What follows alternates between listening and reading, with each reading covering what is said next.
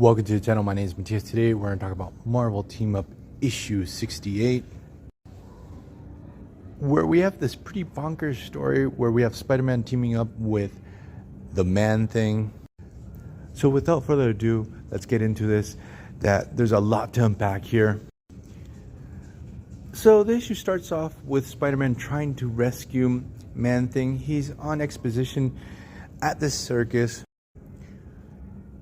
It seems that poor Man-Thing has lost his will to live. It is shown that earlier Peter Parker had gone to the circus with Mary Jane. I love the detail that on Peter Parker's sweater, it has the same design as Charlie Brown. I've seen this done by other artists too, and it's always heavily implied that Peter Parker is like the Charlie Brown of the Marvel Universe. That basically he's the guy with the worst luck ever, but with a heart of gold that's going to do always the right thing. So what happened is that Peter comes across Man-Thing earlier. He actually confronts the owner of the circus. So the thing is that Peter is not going to start a confrontation with Mary Jane present. That's why he returns later on that night as Spider-Man. So now he's trying to rescue Man-Thing. He's confronted by the security guard, who seems to be a big Spider-Man fan. He actually ends up helping Spider-Man with the rescue, and also we get the lowdown from the security guard how Man-Thing ended up in the circus in the first place. That basically the circus was going from one city to another when out of nowhere Man-Thing in flames just appears on the highway out of nowhere. So they're able to save Man-Thing's life, but the thing is that they end up capturing him. So what happens is basically Spider-Man lifts Man-Thing's cage, puts it on his back, and climbs out of there. Then the story cuts to Spider-Man on a biplane. He's taking Man-Thing back to the Everglades.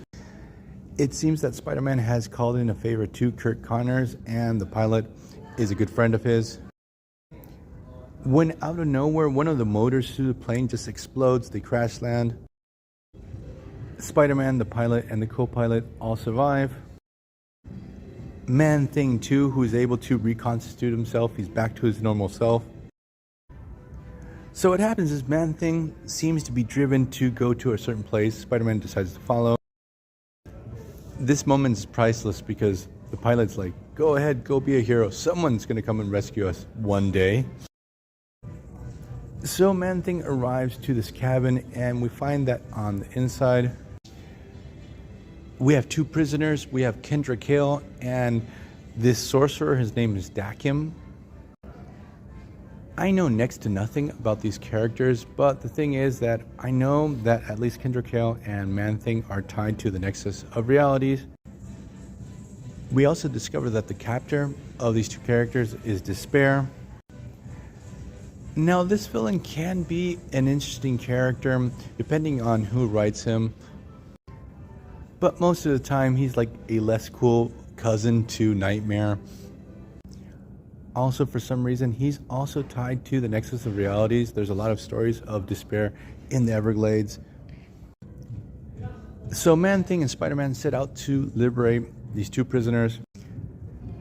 So Despair uses his powers on Man-Thing and basically makes Man-Thing use his powers against himself. So basically he self-ignites and he can't turn off the fire. Also, this is what had happened to Man-Thing earlier in the story when he was found by the circus. Spider-Man jumps in to try to save Man-Thing, tries to clock Despair, but it goes terribly wrong. His punch doesn't even faze the villain, and he uses his powers against Spider-Man. He basically breaks Spider-Man's spirit in 2 seconds flat. So what's happening with Despair, he's using the magic and powers of Kendrick Hale to create this evil Tower of Babel at the Nexus of Realities. But Man-Thing and Spider-Man keep on trying and trying. And it seems that the driving force for Spider-Man to muster the strength to take down Despair is that he feels really bad for Man-Thing, who has basically become this giant pile of green moss and goo and fire. I do have to add that in this story, Claremont leans in on this profound friendship or connection between Spider-Man and Man-Thing, even though it's referenced in the issue itself that they've only crossed paths only once prior to this. But basically what happens is, through the power of friendship or empathy or whatever, Spider-Man's able to obliterate despair to the point that the good sorcerer has to stop Spider-Man. It's like, hey man, calm down. He's out for the count. So once Spider-Man saves the day, despair disappears, his giant evil tower too, Dakim also, Jennifer Kale. Everything is so abrupt that Spider-Man even questions that if any of this actually happened in the first place. He's just sitting there with Man-Thing. The issue ends there. There's no reference if Spider-Man ever went back and rescued the pilot and the co-pilot. But I'm going to leave this video here. I hope you guys liked it. See you guys next time. Bye.